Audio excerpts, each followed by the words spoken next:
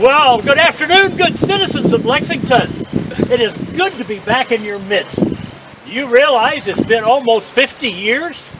To this month even, back in April of 1852.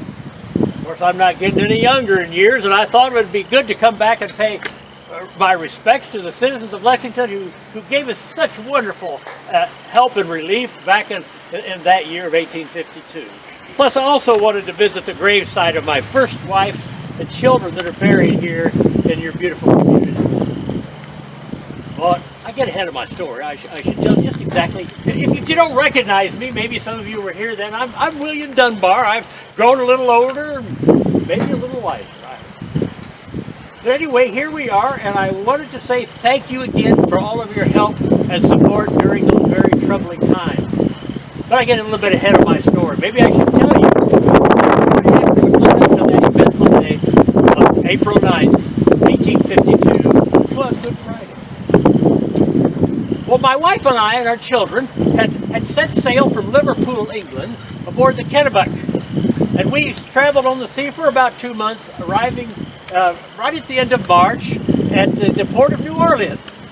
And there were some 300 saints with us on the trip. They were immigrating, all of us hoping to go to the land of Zion out in Salt Lake. Well, when we got to New Orleans, arrangements were made for us to go upriver to St. Louis, where we would also then take passage on towards Gainesville, which is where we would tie in with the wagon trains going west. Well, I don't know about you, but the boat they kind of arranged for us down there in New Orleans was a rickety old craft. Matter of fact, it was held together with chains. And then the captain, he kept it close the whole 1,200 miles, close to the shore, just in case anything happened, he'd have to unload us in a hurry. Well, we did make it all right to St. Louis. And normally the church would have had agents there to help us coordinate all of our activities and helping us to get on west on our journey. But they had to leave, and so they had sent down a brother of David Ross and Eli Kelsey had come down to take care of affairs. But they were also wanting to go west, so they would soon be heading on the wagon train with us, we hope. Well, because of just simply not wanting to be idle, because, you know, you have to pay lodging and food while you're waiting to go nowhere, we were anxious to get on the river and get on up to St. Louis, or excuse me, on up to Gainesville.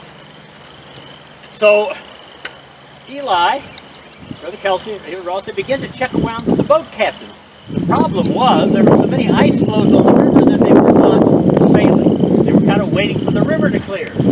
Even though it was starting to, there was still quite a bit of hazard on the river with the ice. Well, they came across this Captain Francis T. Belt, and he was the co-owner and captain of the Saluda, the steamship Saluda.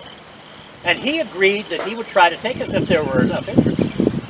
Well, Brother Kelsey said we had probably about 100 of the immigrants that were wanting to go, plus any number of other who might want to go, but that was how many were in our party, he thought. So that kind of whet his appetite. And he thought, well, now that's a pretty good number. I think I can't make any money sitting here idle, so let's see if we can't get a group up and a crew, and let's just head off on up the way to Gainesville. So he agreed to do it, but then I began to hear rumors that maybe this wasn't the best steamboat to be going on. And so Brother David Ross and my friend from Scotland who'd come over with us, Brother Duncan Campbell, we decided to go visit the Saluda. And I tell you, as the moment that we entered that ship and began to go aboard her, the most awfulest feeling came over us. Such a foreboding and premonition that something awful was going to happen. I know as we were leaving the ship, I turned and looked at Brother Campbell, and he and I both had tears in our eyes. And I said to him, you know, if we had not already committed to going, Brother Kelsey and the rest of our group, I wouldn't go. I felt obligated. After all, I'd given my word that we would go and support the group and be part of it, and that, of course, helped pay for the passage. So, in making arrangements to leave, I had gone to a local merchant and ordered a bunch of supplies to be delivered to the ship, and he assured me they would be delivered down to the Saluda. Well, came down to report, and the day we were leaving, and they weren't there. So I went back to the merchant and haggled around with him a little bit. He assured me he'd get him right down to the boat right then. And so I'm heading back to my family. We're heading down towards the levee where the boat was tied up. and I hear the bell clinging. They're getting ready to park. So I hurried up just as fast as I could go, and he got about 2 blocks away, and I see him throwing off the gangplank. The boat was leaving. I turned around, and my wife was still 2 or 3 blocks away, carrying our little baby boy, who was only about a year old. Franklin was his name. So we got on down, but the boat was gone. We missed it. And I was rather kind of cheered with the fact that we missed it, because we'd given our word that we were going to go. Well, I scoured around. Within 2 days, there was another boat, actually a better boat, ready to go. So we boarded passage, but I made an agreement with the captain that when we caught up, or if we did catch up to the Saluda, that he would transfer us over to that boat, that we'd be with our friends and fulfill our commitment that we'd made to go with them. So we were making pretty good time, and we actually caught up with the Saluda as we were going up the river. However, because of the ice between the 2 boats and the width of the river, we were on one side and they were navigating on the other side. We just never were able to get close enough to be transferred. So I missed the boat again. And we went on up and got up to Lexington first, but we kept right on going. And this newer steamboat was able to get around that big horseshoe bend here at Lexington. Was able to get the current and get it right and get on around. Unfortunately, as we were coming up close to St. Joe, he hit some ice and severely damaged the ship, and he was going to have to go back. Matter of fact, he was not only going to go back, he was going to dump us off on the shore and leave us there to fend for ourselves and get the rest of the way up to Gainesville. Well, I argued with the captain, and I said, you know, you gave me your word that you would get me to the Saluda if you had any opportunity to do so, and I expect you to keep your word. So he reluctantly let me stay on the boat with my family, and we drifted back down the river on that boat until we got to Lexington. And after getting off on the shore there, I was able to get on over to the Saluda. I found out that it had been there for several days. It had also gotten up there and had tried to go around the bend and hadn't been able to get around it. And because of the ice and everything, when he docked on the other side overnight and coming back in the morning to get over on the Lexington side, why, the paddle wheels had been damaged. So he had been spending time trying to get the boat repaired.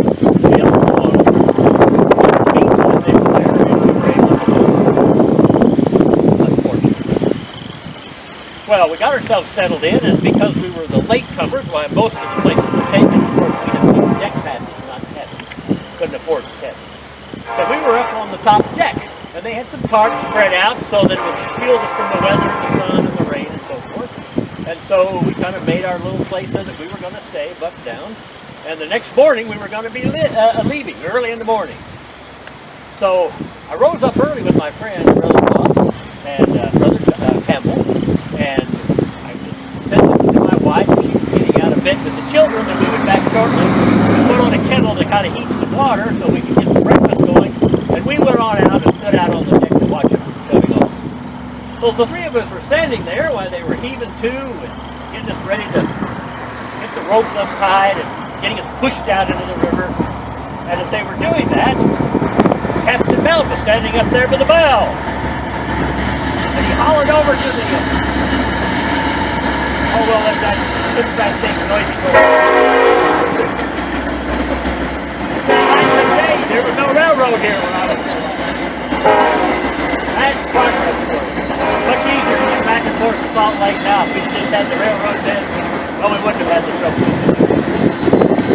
Anyway, he was getting ready to ring the bell and send us off. So he cranked that bell and he bellered out to the Isabel captain. He was docked up down there close to us. And I'm going to get around the point of the bend or I'm going to pull them close to hell. Well, at that point, the wheels started turning and I can remember 2 turns. That's the last thing I remember. I woke up on the shore, trenching wet with blood all over my head. Just like I'd been in a really deep sleep. And I was kind of trying to look around, and I looked over, and not too far from me was our infant son. I recognized him by the clothing he was wearing that was so recently in his mother's arms.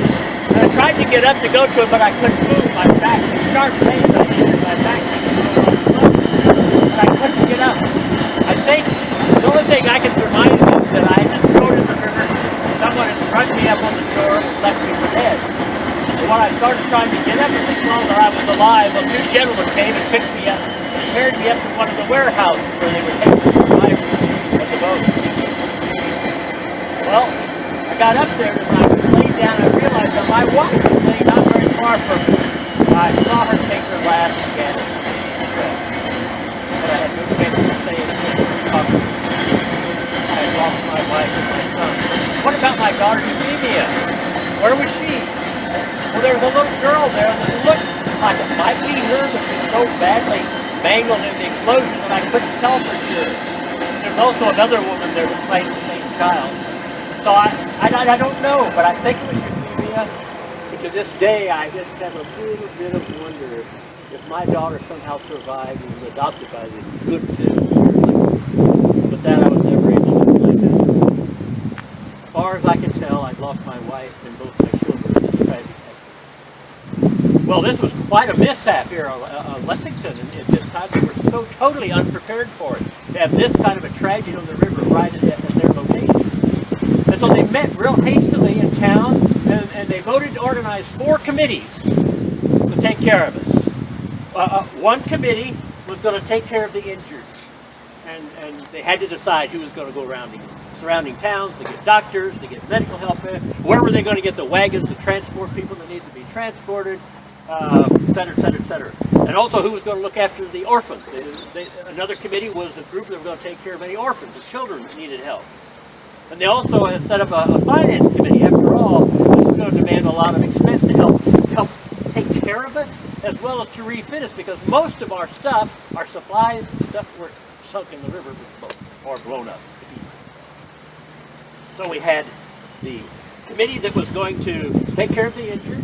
We had the committee that was going to raise funds. We had the committee that was going to take care of veterans. There was at least 21 bodies laid up on the shore there. And then we had a committee that was going to take care of the orphans. And so the good citizens of Lexington really rallied around us. Now myself, I was only in that warehouse for 2 or 3 hours when a gentleman brought his hack up, and he got it to be loaded onto his carriage and took me back to his house to help nurse me back to health. He later admitted that he'd been one of those Missourians who had shouldered arms to drive us out of Missouri. I don't know, maybe he had a guilty conscience, that's why he was trying to help, I don't know, but he was very gracious and helped us. Maybe it's just because we were moving on. He did admit his former role in helping to drive us out of Missouri. Well, Brother Kelsey had gotten off the boat back at Brunswick in order to travel around and try to buy some cattle, so he was not on the boat when it blew in Lexington. But he heard about it when he was up at Gallatin, about 60 miles away. And so he hurried back and began to help as best he could. He arrived there on Sunday morning. Now the townspeople had already buried at least 21 people, according to their church parish record, in a mass grave that evening. So the same day as the explosion, they had buried, along with my wife and 2 children along with them, in this mass grave. And the following morning, they'd held a memorial service for all of the victims. So the following day, Sunday, Easter Sunday, the Brother Kelsey arrived back from Gallatin, and he immediately began to help and to aid and to take record and to take notes. You see, they really wasn't sure how many people had been on the boat. The records were lost. Some had gotten off for various and sundry reasons, and also the Isabel, which had been there when it blew up, had left within 3 hours, and the captain graciously volunteered to take anybody for free all the way up to Kaysville if they wanted to go with them. Provide free passage and take care of their needs. So some of them did. We don't know how many got on the boat. There was no record of how many did. But a number of them did. And others chose to go overland by other means to their destination. So we really are not sure. But best as Brother Kelsey could determine, there were about 175 on the boat when it flew. And of that number, 75 were killed. Probably half of those that were on the boat were Latter-day Saints. But as far as knowing for sure, newspaper accounts of probably close to 75 people died altogether. About some were missing and never recounted. Well, I was there for about 10 to 12 days, maybe 2 weeks. And I was getting around well enough that I was able to travel on. So I was able find other means to get myself on a Steamboat and make connections with the wagon trains going west. Unfortunately, some of the survivors of the Saluda also have been the cholera died on the bridge also. So even though they had survived one disaster, they were taken in another. As for myself, I arrived in good shape, still carry my walking stick because I still have a bit of a limp and a little back hurting. But I remarried. I had correctly 13 more children. And now I have many grandchildren. So the Lord's been good to me and blessed me as we were able to finally make it to the land of Zion, which is the whole purpose of our going all that many years ago. Well, again, thank you for being here with me, and I hope to go by the cemetery on my way as soon as the carriage gets here, and just visit the grave site where my first wife and children were there. If you have any questions, I'll do my best to answer them. But some of you, I think, are a little younger than me. Yes? You said you're going to Kingsville. Is that Kingsville in Iowa? Yes, Kingsville. Oh, it's been changed to Council Bluffs. That's right. I still call it by the old name. Yeah. No. We were going to Kingsville. That's where we were to meet the wagon train.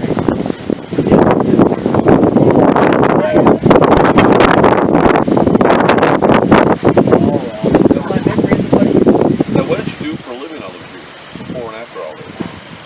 No? Well, I loved to play my bagpipes. So I was a musician. I was also a missionary. I had been in Scotland and the British Isles for a number of years, worked for the church before I left on the immigrant. And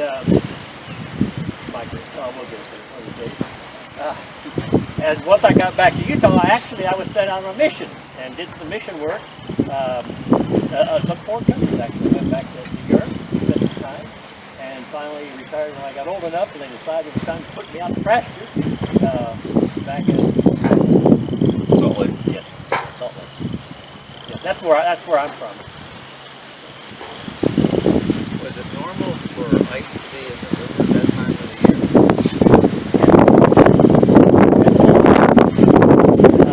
And we were in some hard winter, and the ice jam up the river finally broken up and was flowing down river, and so those pieces of chunks that were floating this far down, they were creating a problem. But actually, within a couple of days, it cleared up enough, and the others just became the things that I actually faced. But it wasn't the ice that did it then. Still today, they have ice in the river. Oh, yeah. Sometimes it was pretty solid. You know, but there's a lot of winters there's no ice on the river. Very little. This Well, if you winter, recall- very little this winter. Well, of course, that was in Mississippi, but it was about the same time of year with the river. That was in January. The river was frozen solid when the States started. Now this area I'm Right. looking at down here, was this the original riverbed and then It was closer at that time. I don't know how much closer, but the actual site where the boats dock is about 4 or 5 blocks that way.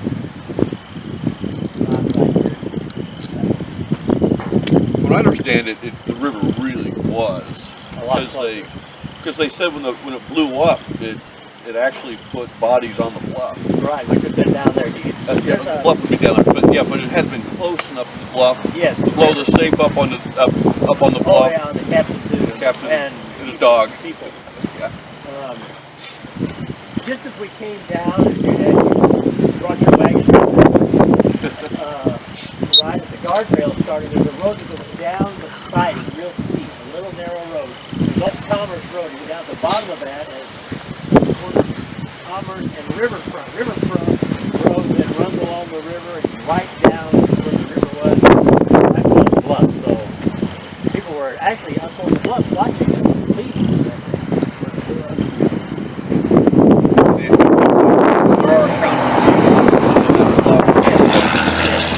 Boat blew up, parts of the boat, and they saw bodies flying in the air.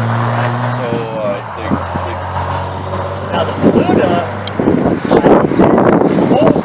the time we took it, it was already been on the river for 6 years. When it was new, 6 years before that, 1846, 47, while the hull was new, they actually had salvaged some boilers of an old wrecked that went into it. And then about a year and a half after it was in service, the Saluda sunk. and was raised again, salvaged again, put back into service again. The average lifetime of a boat on the Missouri was about 3 years. On the Mississippi was about 5 years. The Missouri was a lot harder than that. That was about 3 years. It was already 6 years old.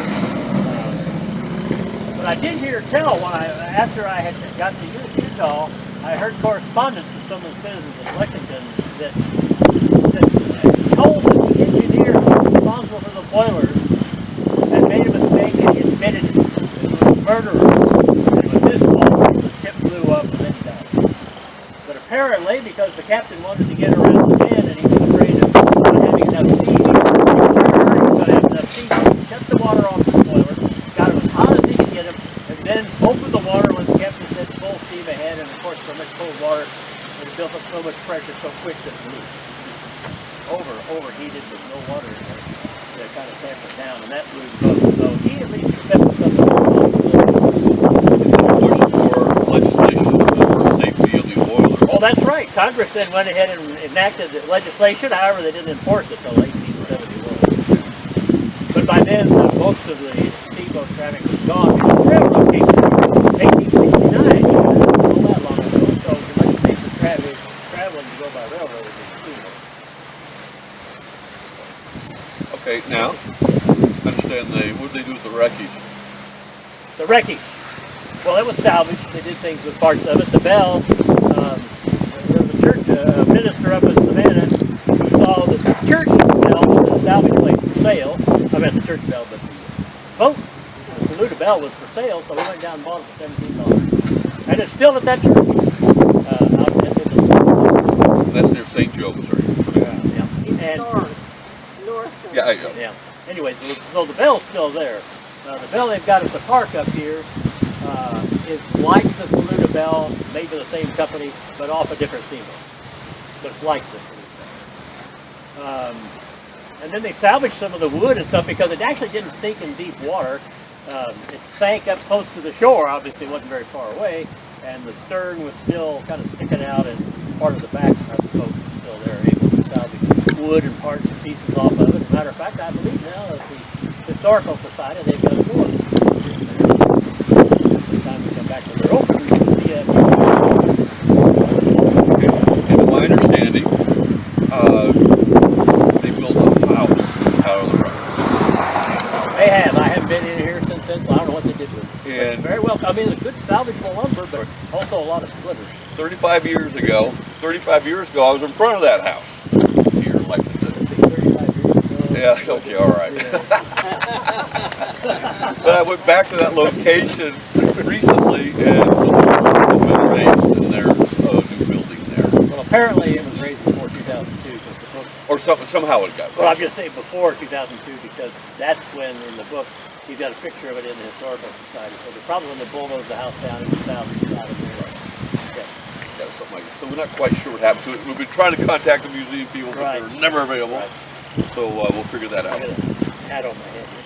One more question. Yes. About how many children or people were taken in by the adopted in? Well, we've been able to confirm 4 adoptions. Part of the problem was that when the citizens took them in, first of all, when family members came looking for them, they didn't want to give them up. Secondly, they didn't want to trust those Latter-day Saints. So they weren't always willing to admit where they were. So only 4 have been confirmed as adopted here in Lexington. But I think there was more. But there's a good possibility there were more, but they've not been able to track anybody. Do they know who those children were? Yes, I don't have the names, but Yeah, there's, but it's documented exactly. there's one that's questionable, but they think it's verifiable enough that it's legit. But the Duncan child was for sure was probably the most documented. There was 2 others that were also documented, and then there was a John Sargent, I believe, who came back, whose father died on the boat, came back, and their family came back and tracked down one that was adopted here. And of course, they are the ones responsible for the monument at the cemetery. I saw that there. Those that were buried there.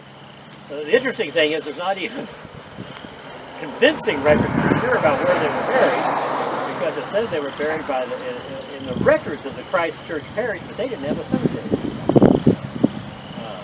So they think, even though they're in their records, they were buried in a different cemetery. But where it's marked, they think pretty sure that's where they were actually buried. But the records are a little mixed up. For all kinds of From beginning to end. From beginning to end.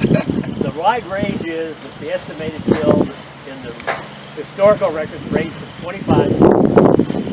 So it is all over the map. Probably the most verifiable and best believable was that there were 175 on the boat and close to 75 to 100 were killed in the state. And close to half of those would have been laterals. And now we're standing on the site of the old bridge. For those of you that didn't do this, the bridge that went over the Missouri River went right through those trees right here. And this was the road. Okay, so you came over. Well, the road never went up there. The road, You just came down here and you turned and had to go across the bridge and then make across the bridge. Then you made a. You drove right here and you'd go that way or that way. But you would see this memorial all the way across. You came across. You see the road on the other side? Yeah. See the road on the other side? An old steel bridge. But I remember I was coming across in a rainstorm one time, and the concrete had wore down to the steel mesh. Right. And it was raining so hard, when I put my brakes on, it was just like I was on ice. And I just slid. I don't know how I Some of you may survived that remember day. there was a sharp turn in the middle of this idiot bridge, too. It wasn't It was straight not a good across. bridge. Go cute. There was a little bit of a... Wasn't this the one that had to turn in? It had a little hiccup. Didn't have a hiccup in it? No, but it wasn't like a big thing. Which one had the hiccup in it? I don't know. Maybe it wasn't. Yeah, it looked pretty straight across the street. Yeah, it does. It was kind of a weird I thing. probably, my memory confused it with another old bridge. Scaly. About the same age as rickety. They built some bridges in the 1880s, 1890s across the Shoho Bridge and some of the Hannibal others. Bridge, of course, is big one. Yeah, there's a bunch The of stuff. Shoto was Milwaukee tracks Right. over the Yeah. By the that's- way, William Dunbar died in 1905. So, back in Salt Lake. And President Joseph Fielding spoke at his funeral. Fielding did? Yes. Actually, Woodruff Snow was around then. no, this is earlier. Actually married one of the women survivors from the Saluda in 1850.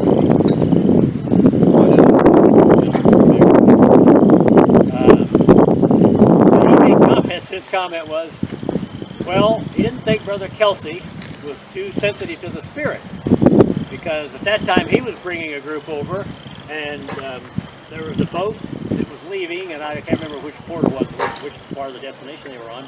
Had some 300. He said, well, do you have more room for more? And he said, yes. And the captain said, how many do you have? He said, 100. He said, yes, we could take them, but he felt like, oh, no. The Spirit said, don't go on. So he didn't go. And that boat caught fire, and because it had rope chains or drives for the paddle wheels, it couldn't get to shore. It didn't have chain drives like some.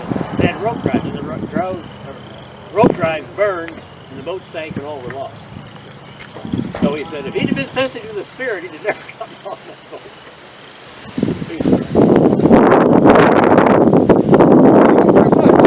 That was excellent. Well, I hope it was informative. Excellent. That was really good. I really appreciate that. Well, he was. I'm fortunate that most people don't know what he looks like, because I look nothing like William Dunbar. Well, he looks like you now.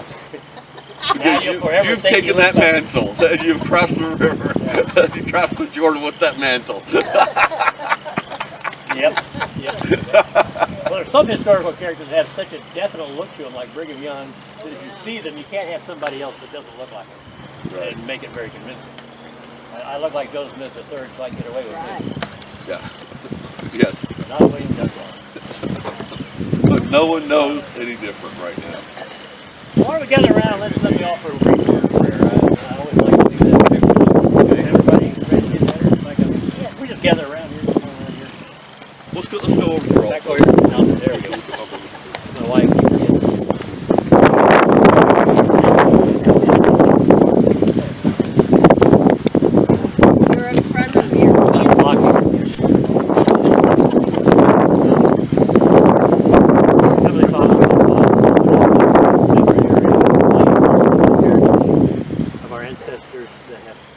gone before, realizing the dangerous, difficult journeys that they made in an effort to live out their dream of being part of the kingdom building effort. And we know that many lives were lost in this area as a result of the explosion. But also those who survived and continued on the journey to continue the work to which they had committed their lives. We're also grateful for the citizens of Lexington and the council that they provided succor and nourishment and financial means that allowed the travelers to continue on the journey and to take care of the loved ones. So we just want to, again, honor our past, remember our heritage, and thank you for those who've gone on before. May we continue to build into the future as we work towards your kingdom here on earth. In Christ's name we pray. I might add, at that time, Lexington was the third largest city in Missouri. St. Louis was the largest at about 34 to 35,000. Hannibal was second at about 1,800, and Lexington was third about 1,700. So it wasn't far behind. It was one of the three largest towns in Missouri at the time of the